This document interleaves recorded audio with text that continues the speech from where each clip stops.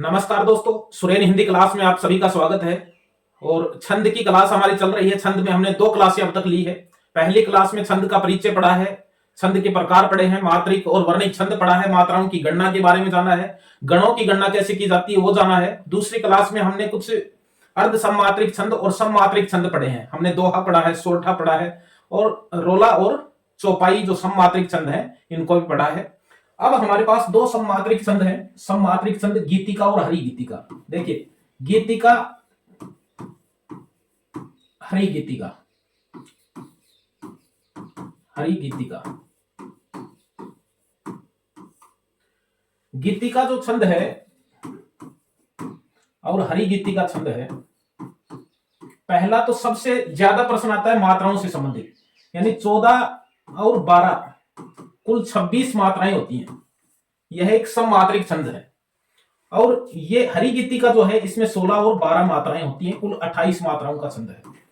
ये जो यहां पर विराम लगाया है ये है यति। यति जहां पर काव्य पंक्ति में कभी कभी बीच बीच में कुछ ठहराव होता है जिसे यति कहते हैं। यति यानी अर्ध विराम जहां लगा होता है, अल्प विराम जहां लगा होता है वहां तक एक यति होती है। और एक 14 मात्राओं पर यति होती है, फिर 12 मात्राएं होती है। पूरी पंक्ति के अंदर कुल 26 मात्राएं होती हैं गीतिका में। इसी तरह हरि गीतिका छंद में 16 के ऊपर 16 मात्राओं के ऊपर एक यति होती है, अल्प विराम होता है, फिर उसके बाद में 12 मात्राएं होती हैं, यानी पूरी पंक्ति के अंदर कुल 28 मात्राएं होती हैं। अब याद कैसे रखें, इनका एक सूत्र है। देखिए, हरि गीतिका शब्द को 4 बार लिखें। हरि गीतिका, हरि गीतिका, हरि गीतिका,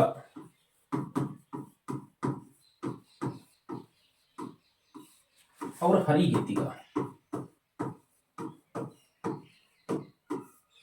यदि हमने 4 बार लिख दिया, मान लीजिए ये काव्य पंक्ति है, तो इसमें देखिए 1 2 4 6 7 8 7 1 2 3 4 5 6 7 मात्राएं हरि गीतिका शब्द में है। हरि गीतिका शब्द में 7 मात्राएं हैं। और इस तरह से 7 चौक 28 मात्राएं हैं, यानी कुल 28 मात्राएं हैं। यह है हरि गीतिका छंद। यानी हरि गीतिका शब्द को यदि हम 4 बार लिखें और पूरी पंक्ति को यदि हम मात्राएं जोड़कर देखें तो उसमें कुल 28 मात्राएं होती हैं। और इस जगह के ऊपर यानी 7 7 14 और 2 16 मात्राओं के ऊपर एक यति होती है हरि गीतिका छंद के अंदर। और यदि हम इसी को गीतिका छंद बनाए तो हरि गीतिका, हरि गीतिका,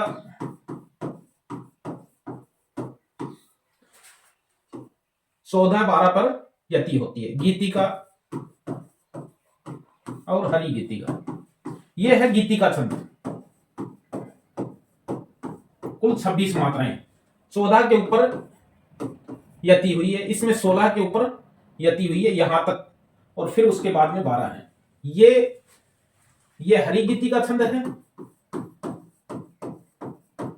और ये गीतिका छंद है। ये हमें ध्यान में रखना है। हरि गीतिका और गीतिका छंद को याद करने का ये तो है सूत्र। ये हमें ध्यान में रखना है। अंत में जो है वो एक लघु और एक गुरु होता है, तो इसमें भी लघु और गुरु है। अंत में एक लघु और एक गुरु होता है, मात्रा लघु, और इसमें भी गुरु है। दोनों के अंदर ही गीतिका छंद में भी चरण की अंतिम पंक्ति, अंतिम मात्राएं जो हैं वो लघु और गुरु होती हैं। और हरि गीतिका में भी अंतिम जो मात्राएं होती हैं 2, वो लघु और गुरु होनी चाहिए, जो इसके अंदर है। हरि गीतिका छंद और गीतिका छंद दोनों ही सममात्रिक छंद हैं, यानी मात्राएं जो हैं वो इनमें समान मात्राएं हैं। अब देखिए, हम ये देखते हैं कि समझना ये चाहते थे गीतिका और हरि गीतिका। गीतिका जो छंद है यह एक, हम यदि इसके बारे में लिखना चाहें, यह एक सममात्रिक छंद है। सममात्रिक छंद है, छंद है। इसमें कुल इसमें प्रत्येक चरण में, इसमें प्रत्येक चरण में कुल 26 मात्राएं होती हैं, 26 मात्राएं होती हैं।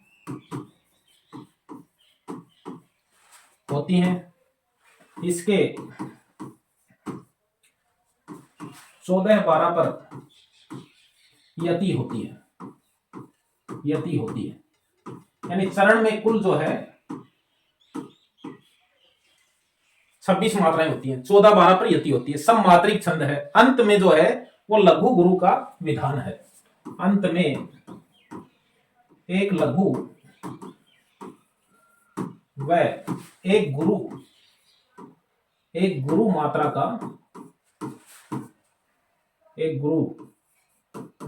का विधान है। ये गीति का छंद है और बहुत ही प्रसिद्ध लाइन है, प्रार्थना की लाइनें हैं कि हे प्रभु आनंददाता ज्ञान हमको दीजिए और शीघ्र सारे दुर्गुणों को दूर हमसे कीजिए। ये हरि गीति का छंद की पंक्ति है कि हे प्रभु आनंददाता ज्ञान हमको दीजिए,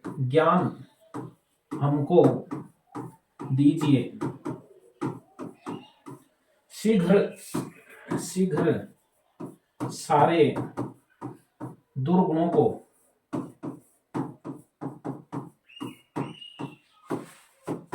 दूर हमसे कीजिए।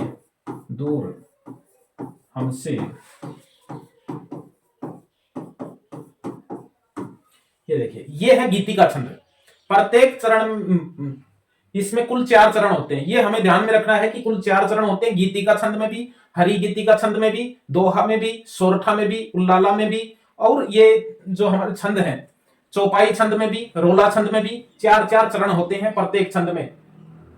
और 2 चरण का विधान नहीं है, मैं बता देता हूं आपको। और 4 से अधिक कौन से हैं? विषम जो छंद हैं, विषम मात्रिक छंद कुंडलिया छंद में और छप्य छंद में जो है वो 4 से अधिक चरण होते हैं और वो विषम छंद जो है वो कहलाते हैं विषम मात्रिक छंद। अब देखिए इसमें हे प्रभु आनंद दाता 2 3 4 5 6 7 8 9 10 11 12 13 14, यानी 14 के ऊपर यति है।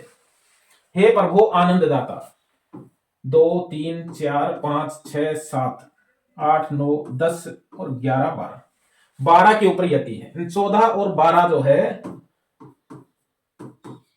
कुल 26 मात्राएं होती हैं। 26 मात्राएं होती हैं गीति का छंद में। हम गिन सकते हैं इनको, इसमें भी इतनी मात्रा मिलेंगी 14 और 12 मात्राएं। और ये जो है केवल उदाहरण ये बताने के लिए कि इस तरह से हम मात्रा जो है वो गिन सकते हैं। अंत में जो है वो लघु गुरु का विधान है। ये लघु है और ये गुरु है अंत में। तो गीति का छंद है। हरि गीति का छंद की बात करें तो हरि गीति का छंद भी सममात्रिक छंद है। हरि गीति का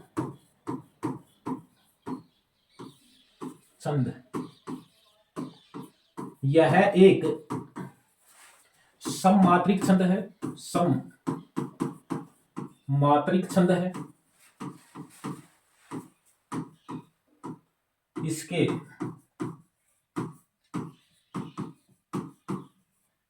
प्रत्येक चरण में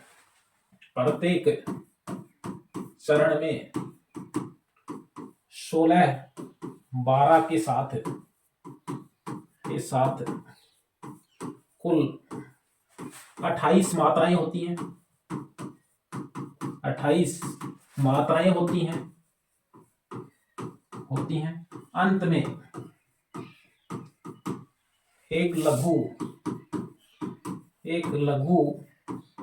व एक गुरु मात्रा का विधान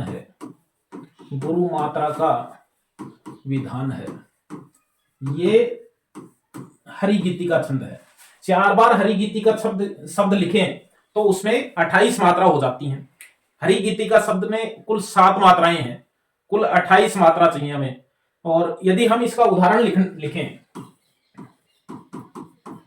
लिखें कि संसार की समर स्थली में वीरता धारण करो। संसार की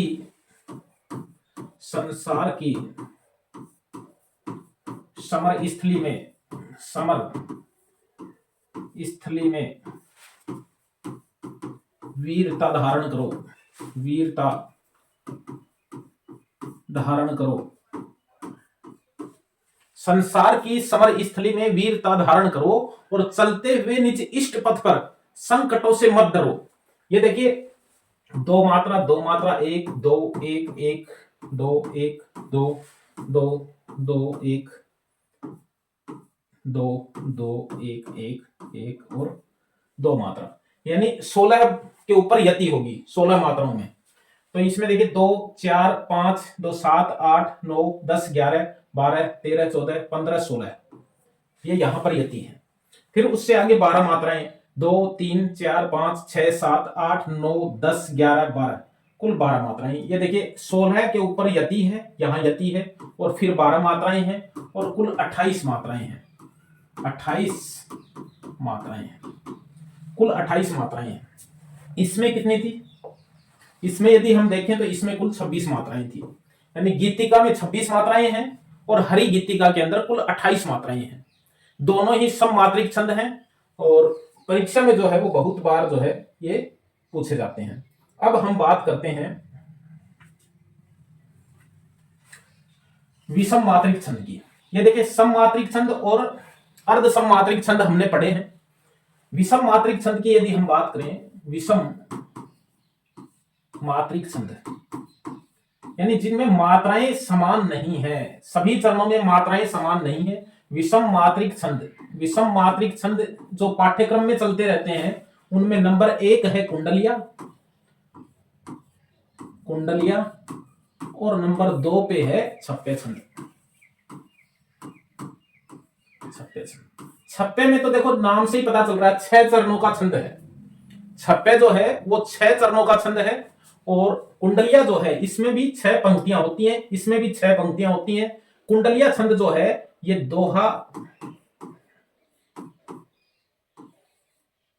दोहा और रोला के योग से बना है। दोहा और रोला के योग से बना है। छप्पे छंद जो है वो रोला और उल्लाला छंद के से बना है। दोहा, रोला और उल्लाला। उल्लाला छंद में प्रकार है, मैं बता देता हूं आपको, लेकिन इसमें जो छंद शामिल होता है उल्लाला में, उसमें 15 के ऊपर यति होती है, फिर 13 मात्राएं होती हैं, कुल 28 मात्राएं हो गई पंक्ति के अंदर। पंक्ति में 28 मात्राएं हो गई, 15 के ऊपर यति होती है, फिर आगे 13 मात्राएं होती हैं। और इसमें पहले 4 चरण जो है वो रोला के हैं और फिर 2 पंक्तियां जो है वो उल्लाला की हैं। इसमें पहली 2 पंक्तियां जो है वो दोहा छंद की हैं। ये यहां समझ सकते हैं हम, पहली 2 पंक्तियां दोहा छंद की हैं, फिर 4 चरण जो है वो रोला छंद के हैं। ये जो है ये दोहा है और ये रोला छंद है, दोनों को मिलाने से बन गया कुंडलिया छंद। ये कुंडलिया छंद बन गया। अब इसकी विशेषताएं हमें पता होनी चाहिए। ये जिस शब्द से शुरू होता है ये उसी शब्द पर खत्म होता है। कुंडलिया छंद की विशेषताएं, जिस शब्द पर शुरू होता है उसी शब्द पर खत्म होता है, और ये जो इसका जो तीसरा ये जो चरण है, इसी चरण से ये वापस पंक्ति यहां शुरू होती है। ये हमें ध्यान में रखना है। दूसरी पंक्ति का अंतिम चरण तीसरी पंक्ति की शुरुआत इसी से होती है, यानी इस पद से ही इसकी शुरुआत होती है। ये पद यहीं पर आता है, ये इसकी विशेषता है। ये दोहा है और ये 4 चरण जो है ये रोला छंद के हैं। दोहा और रोला छंद मिलाकर जो है वो एक कुंडलिया छंद बनता है। और हिंदी के अंदर कविराय, गिरधर कविराय जो हैं, उन्होंने बहुत अच्छे कुंडलिया जो है वो लिखे हैं, और शायद हमने सबने पढ़े भी हैं, हिंदी के अंदर खूब आते हैं। यदि हम लिखें तो उसमें से कोई भी एक कुंडलिया लिख सकते हैं। उदाहरण के तौर पर जैसे उनका एक बहुत ही लाठी के ऊपर बहुत ही प्रसिद्ध कुंडलिया है कि लाठी में गुण बहुत है, लाठी में गुण बहुत है, सदा राखियो संग, और गहरी नदी नाला जहां तहां बचावा अंग, तहां बचावा अंग। अब देखिए तीसरी जो चरण है, दोहे का जो चौथा चरण है, वो ही तीसरी लाइन के शुरुआत में आ रहा है। कि गहरी नदी नाला जहां तहां बचावे अंग, तहां बचावे अंग झपटी कुत्ता के मारे, और दुश्मन दावागीर होए तीहू को झारे, और कहे कहे गिरधर कविराय सुनो रे धुर के साठी, और सब हथियारन छोड़ हाथ में लीजिए लाठी। जैसे ये क्या है, कुंडलिया है, गिरधर कविराय का कुंडलिया है। तो ये जहां से ये जो पद है यहीं से ये तीसरी लाइन जो है वो शुरू होती है। और छप्पे छंद जो है, छप्पे छंद यह 6 चरणों का है, 6 चरण है इसमें, ये हमें ध्यान में रखना है। 6 चरण होते हैं इसमें, 6 चरण, यानी 6 पंक्तियां भी कह सकते हैं, 6 पद भी कह सकते हैं। 6 लाइन पंक्तियों का छंद है, 6 पदों का छंद है, 6 चरणों का छंद है, और विषम मात्रिक है। जो 2 के योग से बने हैं वो सारे विषम मात्रिक के हैं, जिनमें कुंडलिया और छप्पे जो है ये 2 हैं, और ये दोनों ही जो है वो ज्यादातर पाठ्यक्रम में चलते हैं, विषम मात्रिक छंद। अब बात यह आती है कि इनका रिवीजन भी हम करेंगे, लेकिन हम एक और छंद का हम पढ़ेंगे जिसमें हम कुछ वर्णिक छंद के बारे में जो है वो चर्चा करेंगे, जो अगले वीडियो में जो है हम लेकर आएंगे। तब तक के लिए धन्यवाद।